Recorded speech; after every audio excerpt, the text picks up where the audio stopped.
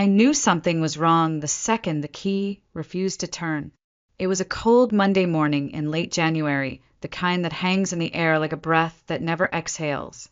I had just returned from St. Joseph's Hospital, still in the same jeans I'd been wearing for 2 days, still carrying the same overnight bag I'd packed when Ethan collapsed.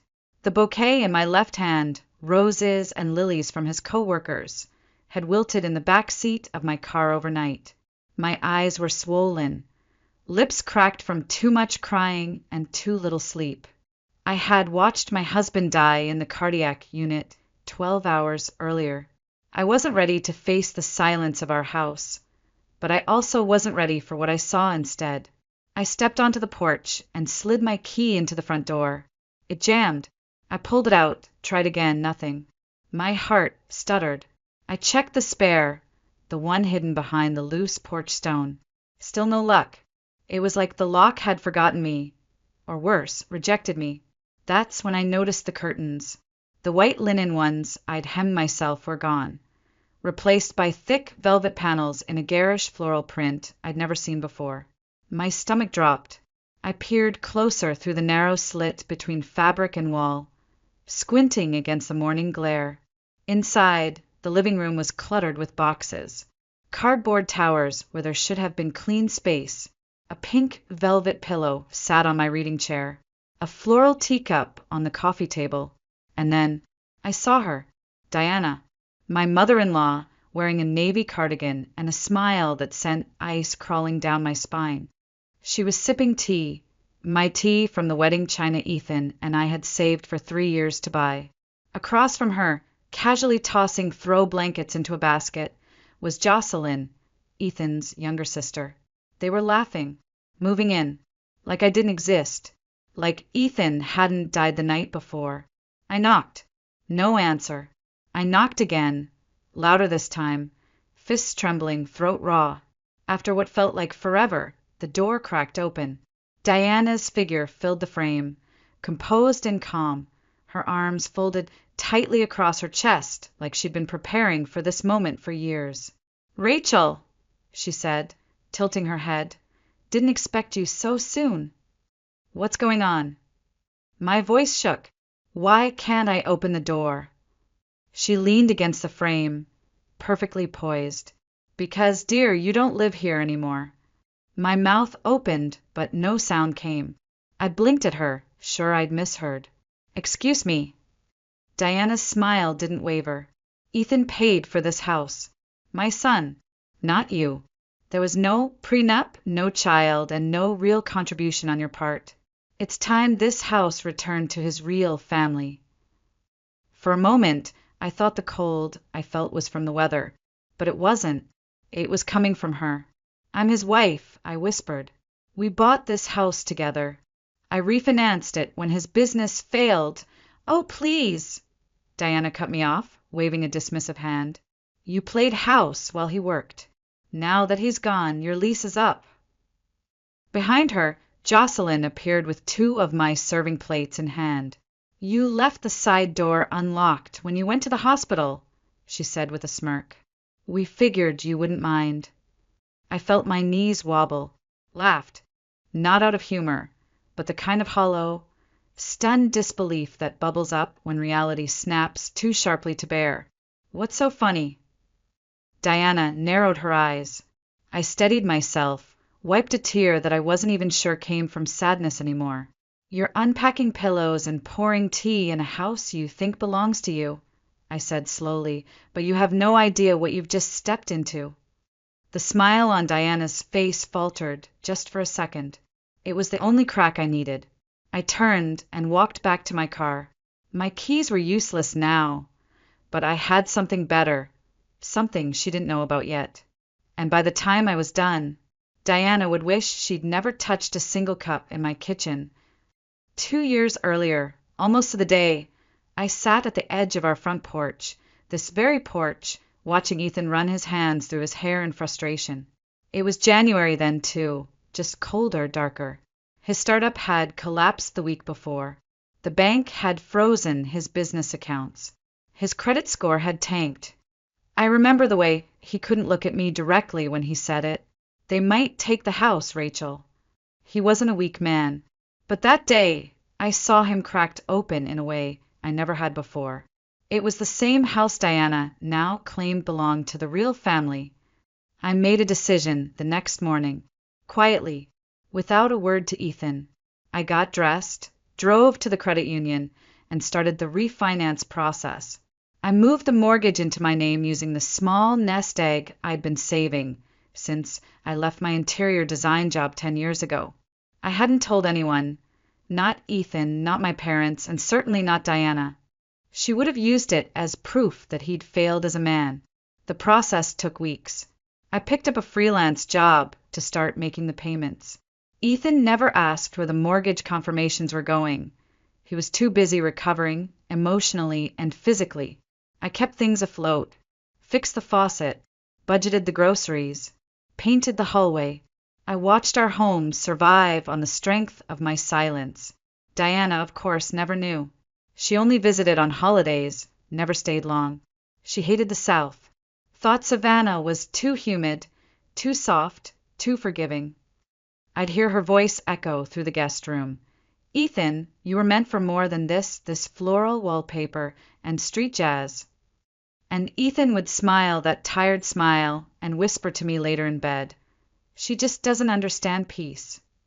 I never wanted to confront her. Not then. Not even now.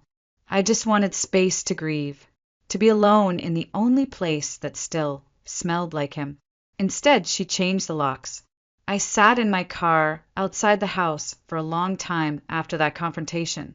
The January air seeped into my coat, but I didn't move. I didn't cry. It was like my body didn't even know how to react anymore. How do you process being widowed and homeless on the same day? Eventually, I drove to a motel just off Highway 204, a place that reeked of bleach and mold and something vaguely chemical. I used Ethan's emergency credit card, the only one still active, and rented a room for 3 nights. I sat on the edge of the bed staring at my bag. I hadn't packed clothes, just hospital papers, a book I never opened, and the last voicemail Ethan left me the night before his heart gave out. I played it, once, twice. Then I shut my phone off. That night, I didn't sleep. I kept picturing Diana sitting in my chair, Jocelyn eating off my plates, and the hallway filled with boxes of their things. They hadn't even let the body go cold before staking their claim. The next morning, Tuesday, I woke up to the sound of church bells. St. Francis down the street rang them every hour. I sat up slowly, brushed the knots out of my hair, and stared at the blank motel ceiling. My fingers ached from clenching the sheets all night. My throat burned, and then I did something I never imagined myself doing. I picked up the phone and called the funeral home. "Good morning," a gentle voice answered. "St. Matthew's Memorial, this is Margaret." "Yes," I said, voice steadier than I expected. "This is Rachel Monroe. I need to update the guest list for Ethan Monroe's service." A pause. "Of course, Mrs. Monroe. What changes would you like to make?" I didn't hesitate. Remove Diana Monroe and Jocelyn Monroe from the list. Another pause, this time longer. "Understood." I ended the call before she could ask why. It wasn't spite. It wasn't vengeance. Not yet. It was boundary. The first one I had drawn in over a decade of holding my tongue. And for the first time since Ethan died, I felt something that almost resembled control.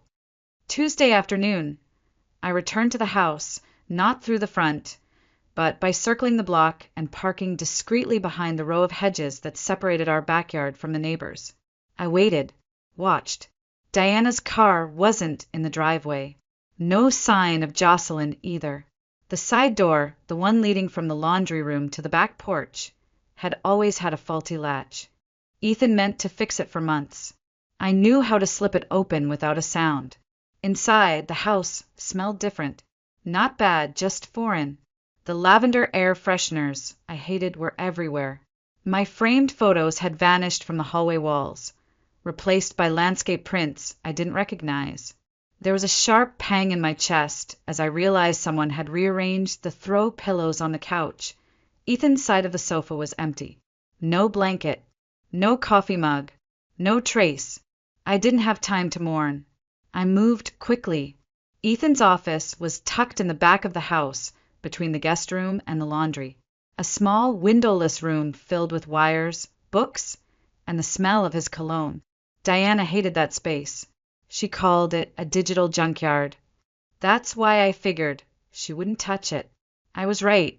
The room was just as he left it, chaotic, overly organized in that way only he understood. Papers stacked into columns, receipts half-sorted, USBs labeled in his neat, all-capital handwriting. I stood in the doorway for a moment, letting the silence settle around me like a second skin. Then I went to work. Top drawer, receipts from a freelance job. Second drawer, business cards, old flash drives, and a sticky note reminding him to cancel a dentist appointment. I rifled through them all, unsure what I was looking for, just chasing a memory or maybe a signature, anything that could tie him, this place and me, back together. And then I saw it, a slim, black folder wedged between two instruction manuals on his desk. Across the top in his unmistakable hand, "Postnup, do not discard." I froze. We never signed a prenup. Not once. We married in our mid-30s, broke but in love, trusting each other implicitly. Ethan joked that paperwork ruined the romance. But a postnup? I opened the folder slowly. Inside were 3 printed pages on legal letterhead, dated 2 weeks after our second anniversary. I scanned for my name, his name, signatures, terms, and there it was under a highlighted clause. In the event of the husband's passing, all jointly owned assets, including real estate, are to be transferred wholly to Rachel Monroe, unless otherwise specified in a last will and testament. There was no will, but this was binding. At the back of the folder, I found a folded sheet of notebook paper. The handwriting was unmistakable, Ethan's casual slant, darker ink than usual. For short lines, "If you're reading this, it means something awful has happened. If Mom tries anything, show this to your lawyer. You know how she is. Keep this safe, Ratch." My breath caught. It was the first time I'd seen his handwriting since the hospital. The curve of the R in my name, the way he still signed just E, like a note passed in class. My knees buckled and I had to sit down. I read the note twice, 3 times. My heart ached with something too complicated to name. Grief, vindication, guilt, maybe even gratitude. Ethan knew. On some level, he knew Diana wouldn't stop. And despite all his flaws, he had tried to protect me the only way he knew how. I tucked the folder into my coat and left the house through the back door, just as I'd come in. That night, back at the motel, I didn't sleep again. But I didn't cry either. Instead, I stayed up rereading the postnup until the words stopped blurring. By sunrise, I had called Angela Flores, my old college roommate turned real estate attorney, and scheduled a meeting. Because now I had the paperwork and just enough anger to use it. Wednesday afternoon arrived gray and listless, the kind of day where even the sun seemed reluctant to show up. I had just returned from my meeting with Angela, who, despite not seeing me in years, had wrapped me in a hug like no time had passed. She didn't ask how I was, just looked me in the eye and said, "We're going to make this right." I was halfway through a bowl of instant soup in the motel kitchenette when I heard it, the sharp knock at the door. 3 quick raps, the kind of knock that carries entitlement. I opened the curtain just enough to see the outline of Diana standing outside, dressed in black like she'd walked straight out of a soap opera. Next to her was a man in a gray suit, square jaw, clipboard in hand, wedding band gleaming. Lawyer. I didn't open the door. Instead, I stepped outside, coat zipped to the chin, folder in hand. I closed the motel room behind me and met them in the parking lot, where the wind whipped Diana's scarf sideways. "Rachel," she said, smiling thinly, "this is Mr. Langley, my family attorney. We're here to discuss next steps regarding the house." Next steps. I repeated, my voice even. Diana nodded, like this was a real estate negotiation between civil parties and not a home invasion staged during a funeral week. Since Ethan left no will, his estate, including the house, is subject to division among next of kin. As his mother and sister, we have legal rights. I'm his wife, I said, the only legal spouse. Mr. Langley cleared his throat, already uncomfortable. What Mrs. Monroe means is that without a clear testamentary directive, probate law permits certain— I'm so glad you're both here, I interrupted, calm but firm. Saves me a trip to your office. I held up the black folder. Diana's smile faltered. This is a notarized post-nuptial agreement, I said. Signed 3 years ago. 2 witnesses, legal letterhead. It transfers all shared assets to me, the spouse, in the event of Ethan's death. I let the silence sink in. Mr. Langley reached out. May I see that document? No, I said quickly, pulling the folder back. You'll get a copy through official channels. I've already retained counsel. Diana's expression cracked, just slightly. You're bluffing, she hissed. Am I? I asked, stepping back toward my motel door. Because if I'm bluffing, you should feel confident enough to go back to your car and celebrate. But if I'm not, then you've committed trespassing, unlawful entry, and you've tampered with property that doesn't belong to you. Mr. Langley took a step away from her, subtly. You don't get to win this time, Diana said, her voice lower now, venom barely concealed. You were never part of our family. You stole my son from us. I tilted my head. He wasn't a trophy, I replied. He was a man, and I didn't steal him. You pushed him away the second he stopped living by your script. I didn't wait for her to reply. I turned my back and walked inside, locking the door behind me. From the window, I watched them stand in silence for a few seconds before Diana spun around, climbing into the passenger seat like a queen in retreat. The lawyer followed, awkward and flustered. They didn't knock again. That night, I sat on the edge of the motel bed and opened Ethan's letter again. I ran my fingers across the ink, wondering if he ever imagined how fast she'd come for me, how shameless she'd be. Maybe he had. Maybe that's why he wrote it. I didn't sleep much. The adrenaline made rest impossible. My hands kept twitching. My breath came in shallow bursts. But something inside me had shifted. I wasn't just reacting anymore. I was preparing, and the next move would be mine. By Friday morning, the motel room felt like it had absorbed my grief. The air was thick with damp coffee grounds and unopened envelopes. I was sitting at the small fold-out table, trying to focus on sorting the funeral arrangements again. Music, eulogy, seating plan, when I noticed the envelope. No stamp, no return address, just slid under the door sometime during the night. I stared at it for a long time before picking it up. Inside was a neatly typed document from the Chatham County Probate Court. The letterhead was crisp, the ink fresh. My name was printed in bold near the top. Rachel Monroe, respondent. My pulse jumped. To whom it may concern, this court has received a formal petition filed by Mrs. Diana Monroe, mother of the late Ethan Monroe, challenging the validity of the property transfer and postnuptial agreement dated June 5th, 3 years prior. The petitioner alleges that undue influence, mental distress, and coercion may have impacted the decisions of Mr. Monroe in the months preceding his death. I stopped reading. She was accusing me of manipulating him, of controlling him while he was weak, of exploiting the man I loved in order to steal his house. I dropped the letter on the table like it burned my skin. The rage that flooded me was slow and hot like molasses over flame. Not explosive, not even loud, just steady, just final. I picked up my phone and called Angela. I figured you'd call, she said before I could say anything. She's saying I coerced him, I said flatly, that I forced him to sign the postnup. Angela's voice was calm, too calm. That's not new. It's what people do when they don't have legal footing. They sling mud and hope something sticks.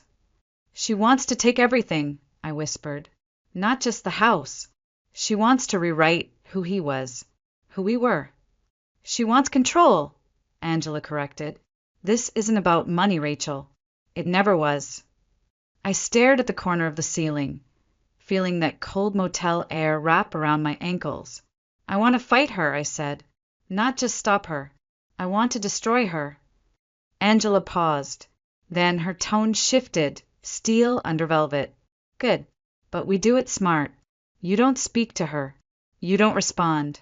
You let me build this like a wall, one brick at a time. We hung up.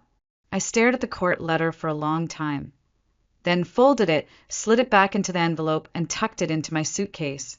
That afternoon, I received a text message from a number I hadn't seen in over a year. James Harding, Ethan's former business partner. Hey, Rachel. I don't want to get involved, but Diana reached out. She asked about Ethan's mental state during the last few months. Wanted to know if I had emails, medical stuff, anything about confusion or forgetfulness. I didn't say anything, but she mentioned that one investor meeting, remember? He came back pretty out of it. I just wanted to give you a heads up. I stared at the message until the screen went dark. Of course I remembered that day. 3 months before Ethan died.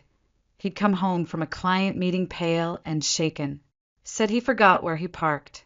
Forgot the name of the guy he'd just met. He blamed it on stress. Insomnia. Too much caffeine. But Diana, she must have gotten wind of it. She was building a case. If she could convince the court that Ethan hadn't been of sound mind, even if it was all circumstantial, she could unravel everything. Undue influence was hard to disprove, especially if it came with whispers with concerned family and unanswered questions. That was the moment I remembered something Ethan said, almost offhand, one night after dinner. I have an appointment at St. Michael's next week, he'd said. Neurology, just to rule stuff out. Probably nothing. I hadn't gone with him. He told me not to worry. I scrambled off the bed, yanked open my suitcase, pulled out the folder of documents, and dumped it across the bedspread. I tore through everything, utility bills, mortgage receipts, old birthday cards, even a dentist reminder. Then, tucked inside a pile of unopened mail from 3 months ago, I found it. A sealed envelope from St. Michael's Neurology Clinic. I opened it with shaking fingers. Dear Mr. Monroe, following your recent cognitive assessment, we are pleased to inform you that your results fall within the normal range. No signs of early cognitive decline were detected. I read it 3 times before I finally let out the breath I'd been holding for a week. He had been okay, and now I had proof. Monday morning, 1 week since Ethan died, 5 days since Diana filed the petition, 72 hours since I found the neurologist's letter that would change everything. The courthouse on Montgomery Street was cold even in spring. Steel benches, marble floors, that sterile echo of shoes clicking, paper shuffling, and whispered accusations. Angela met me on the steps, hair in a tight bun, folder in hand, eyes sharp. Ready? She asked softly. I am, I said, and I was.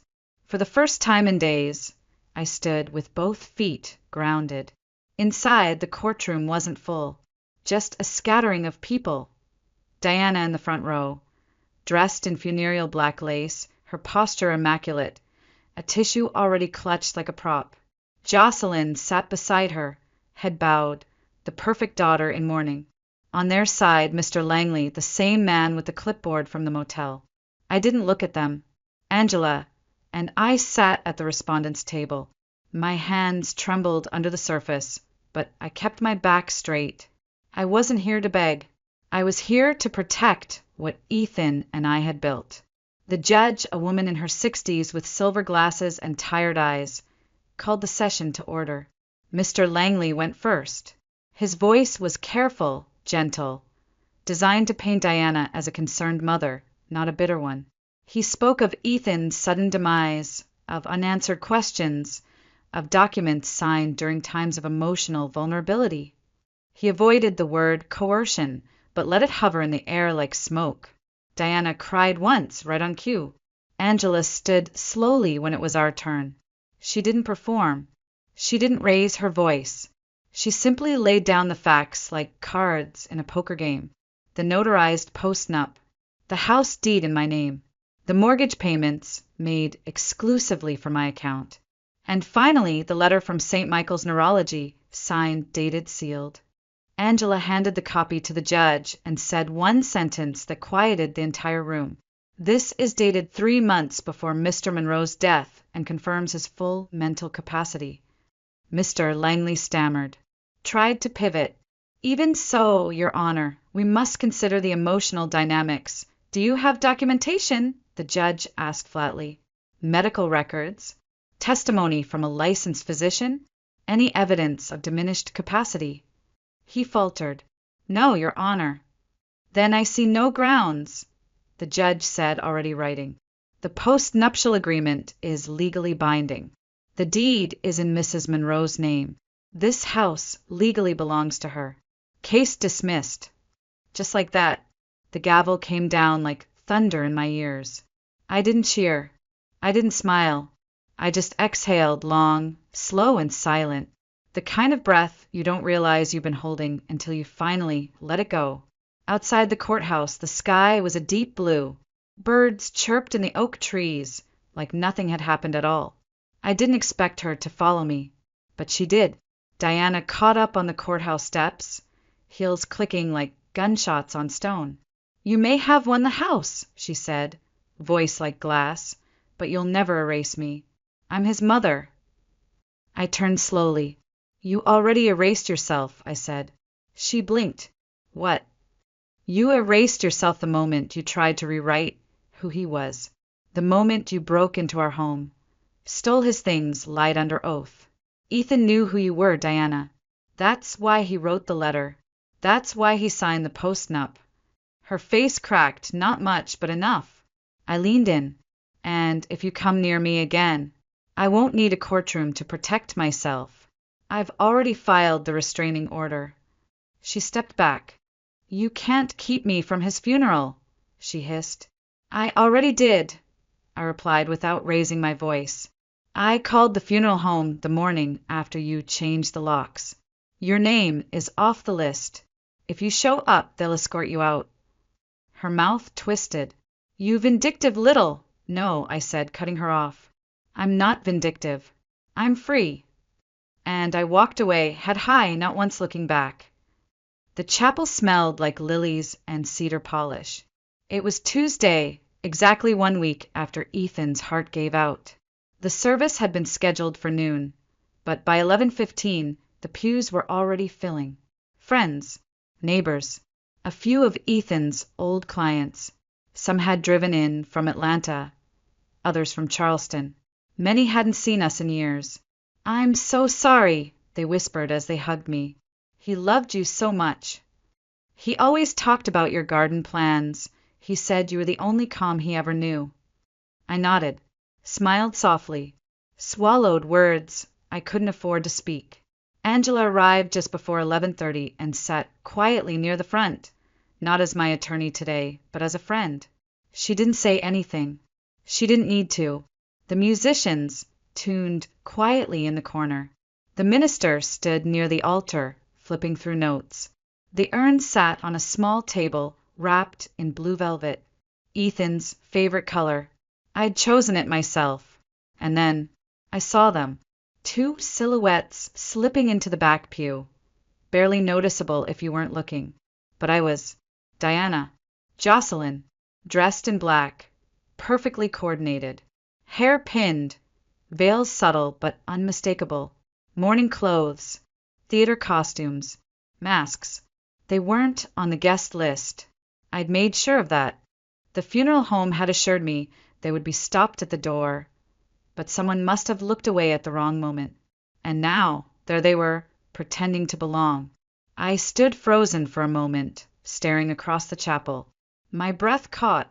My heart pounded, not from grief but fury. I had buried Ethan once already. I would not let them dig him up for show. Angela turned toward me, slightly. Want me to handle it? She whispered. I shook my head. No, I would do it myself. I walked slowly down the aisle, heels echoing in the sudden silence. Every head turned. The music paused. Even the minister stepped aside, sensing something sacred in motion. When I reached the back, Diana looked up. Her smile was small. Jocelyn's eyes flickered away. "You're not supposed to be here," I said quietly. "We're not leaving," Diana replied, voice low and proud. "I gave birth to him." "Then you should have respected his wishes." "I'm his mother." "And I'm his wife." My tone didn't rise. "The only one he chose." She straightened, defiant. "You can't stop me from mourning my own son." "Not mourning," I said. "Performing." She blinked. "I will walk out right now," I added. "And I'll take the minister with me. We'll finish the service at a park, at a parking lot, at a kitchen table, I don't care. But you will not sit here and pretend you didn't try to erase him. You don't get to use his death for dignity you never earned." For a second, no one moved. Then Jocelyn's voice broke the silence. "Mom," she said softly, without meeting anyone's eyes. "Let's go." Diana turned toward her, stunned.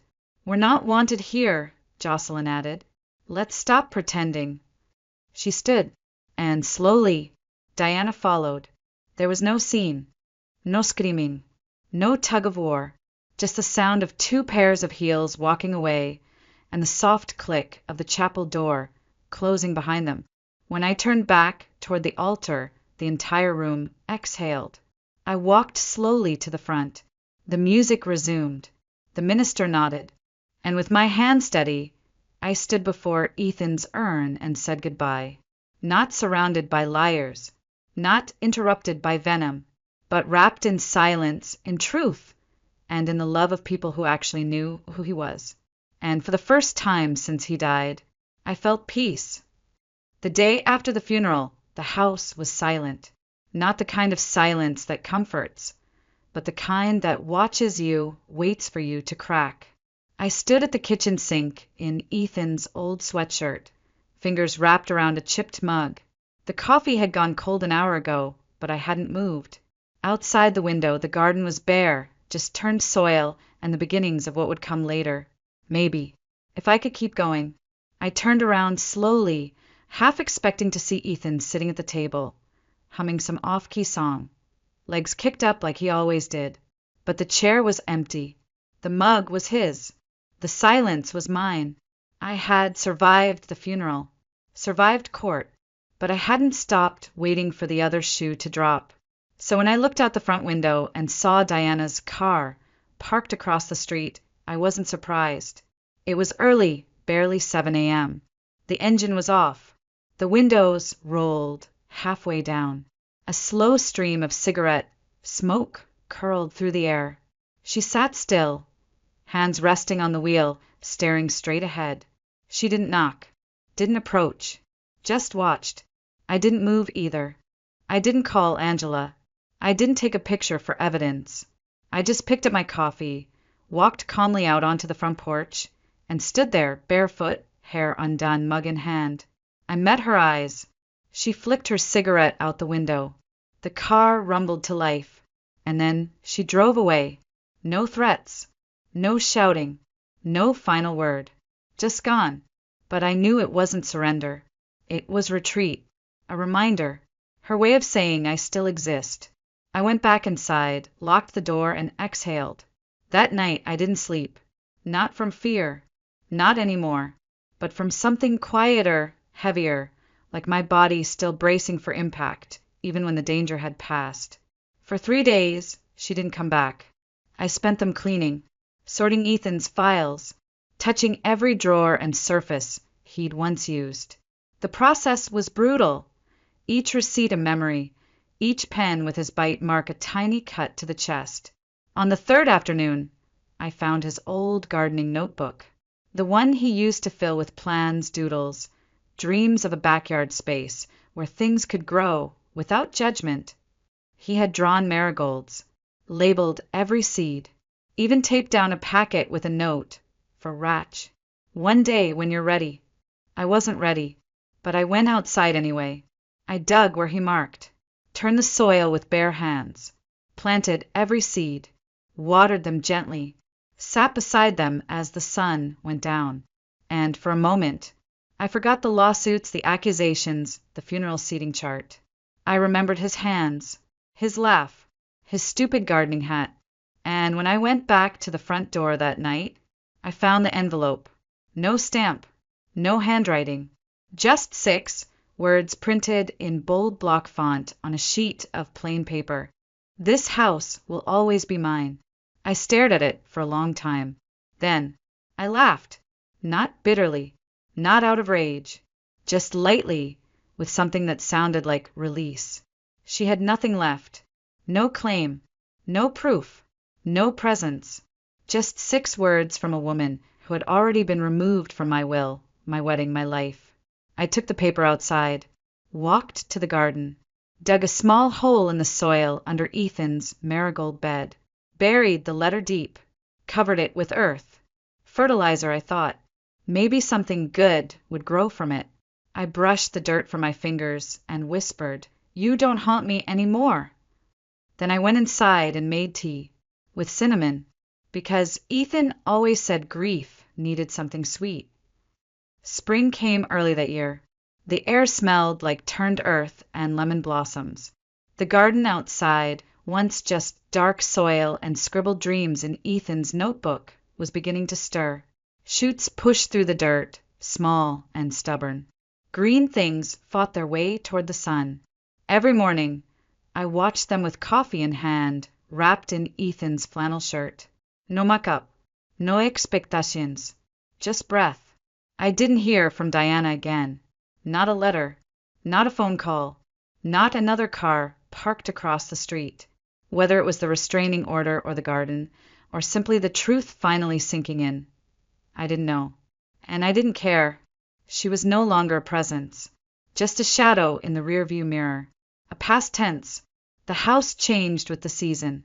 I painted the guest room a soft sage green, took down the photos she'd replaced, and put up new ones of me and Ethan at the lake, of our dog Max before he passed, of sunsets we'd chased instead of arguments we'd avoided.